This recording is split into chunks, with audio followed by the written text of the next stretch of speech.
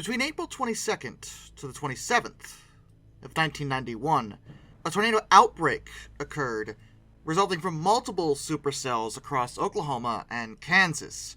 This particular outbreak managed to spawn an alarming 55 tornadoes, many of which were exceedingly strong, above F2 status.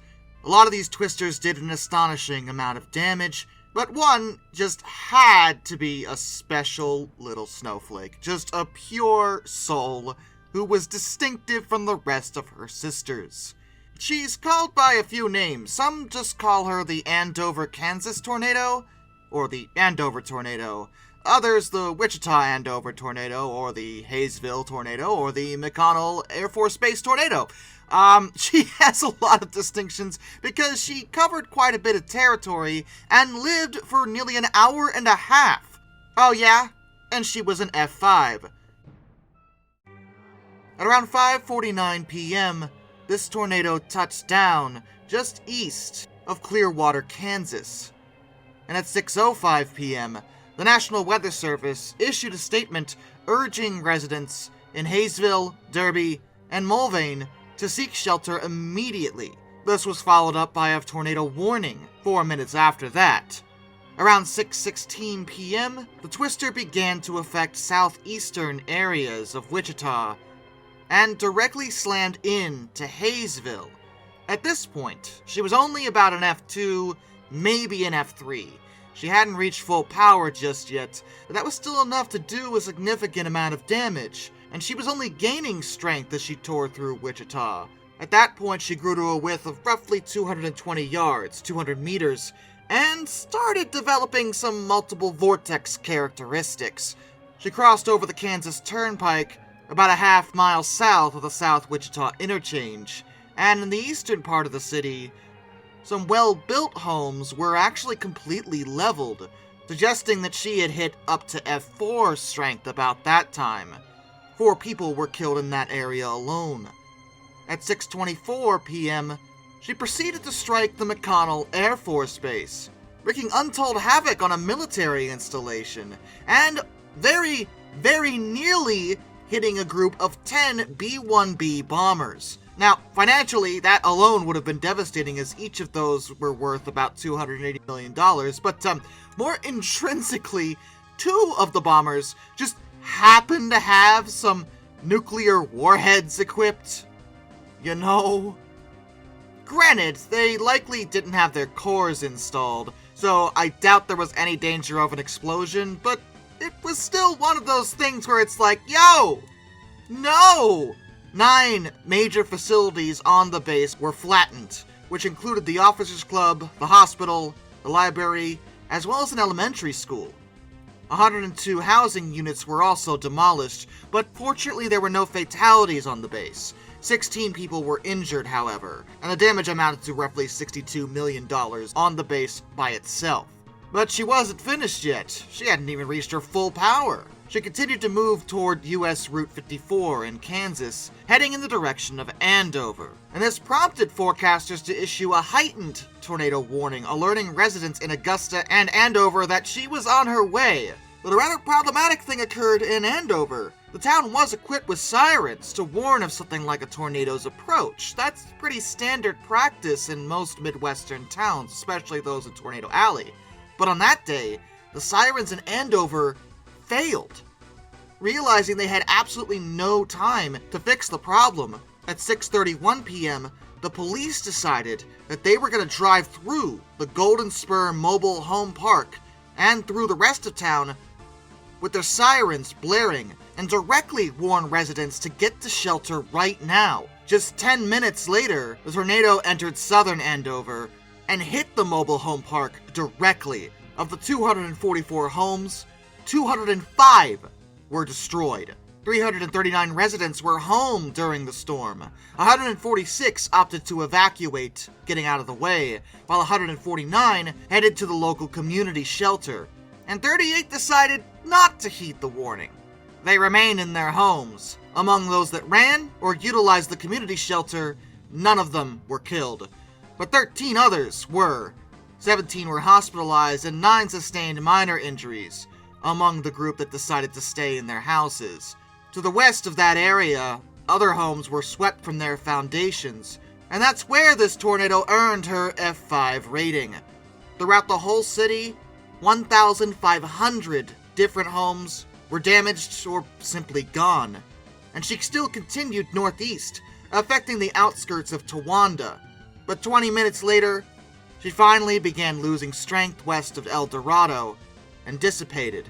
A total of 17 people would be killed by her, 225 were injured, and she was the last tornado to touch down in Kansas to be given an F5 rating prior to the implementation of the enhanced Fujita scale. Kansas would suffer an EF5 tornado on May 4th, 2007.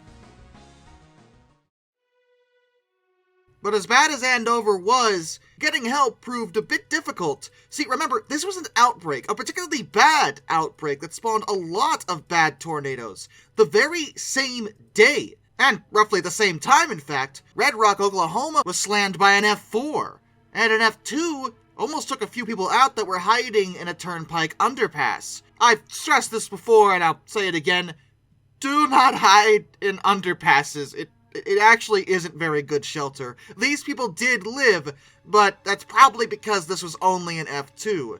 The point was there were quite a number of very bad tornadoes. Andover's just happened to be the worst. In the wake of the outbreak, the Kansas governor at the time, Joan Finney, sent a direct request to then-President George H.W. Bush to supply Sedgwick, Butler, and Cowler counties with federal disaster aid, which Bush did approve. Under the program, FEMA wound up paying 75% of the cost for cleanup, while the local government paid 15%, and the state paid the remaining 10%. Oklahoma's governor, David Walters, also requested federal assistance for 6 counties in his state. The American Red Cross and civil defense officials moved to assist about 370 different families that were affected by the storms.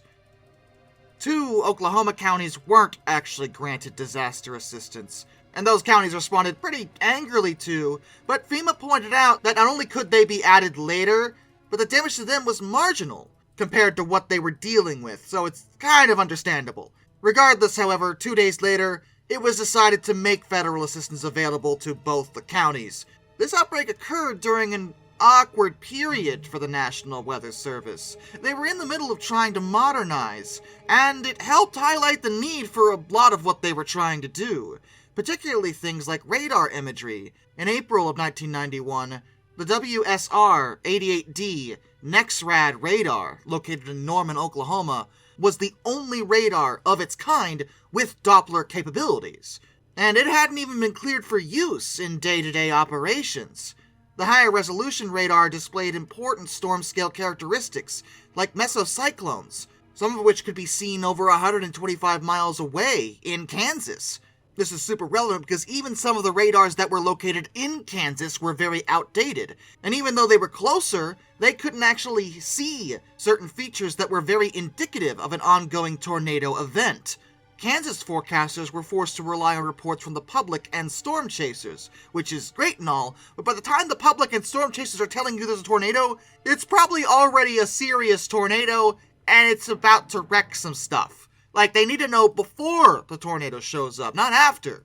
The National Weather Service, in an internal assessment, concluded that they should continue to implement the Next Generation Radar, or NEXRAD network, across the entire nation, and it proved to be the right call. The implementation of NEXRADs has shown a significant improvement in tornado lead times, meaning that they can see ones coming well before they otherwise would. This allows them to give more advanced warnings to people to get out of the way, which is really the best we can do when it comes to these kinds of storms. Because, listen, I know Twisters is about to come out, and it's about to show us how there's this super science nonsense that can interrupt a tornado. That doesn't exist. We don't do that. The best thing we can hope to do in the modern day at this point is get the heck out of the way. And the best way to do that is to warn people as quickly as possible, and as soon as possible. That's what NEXRAD allows us to do now. And with that, a special thank you goes to all my underwater train finders, Some Dude 267, Orange Glass, Benjamin Owens, Anzac A1, Arthur Roy, Jack Carson's Road of Videos, Lord R444, Isurfer 1405, Charles Kwiatkowski, Matt Weaver, Tom Redlion, NS Productions 8104, Wheeljack 8401, Rescues Greyhounds The Baxter, Caleb Crosswhite, Andrew Bowen, Josh Johnson, Caleb Rainwaters, Prez Drenton, Master of None, Travis Alinsky, Jared Brussel, JBL Explorers, Tommy Rossini, Ben McCullough, Panzer Kitson 131-232, Mark Holding, G Wiz, Mr. Terrevel, Hayden DeGrow, Metal for Life Guy, No, Kurt Forkham, Ohio Trucker 1, Mr. Sleepy, DM Tribal Typhoon, Harry, Drew Debris, George Kenny, Kevin Wood, Liam Wright, Morris Hillman Productions, NJ1969, Hendrick Motorsports Fan 5, Hannah Bird, Western Colorado History, AET Museum, Ryan Wehofer, Derouchy, Murder Jonesdahl, Williard Conklin, Windy City Rails, A-Person 723,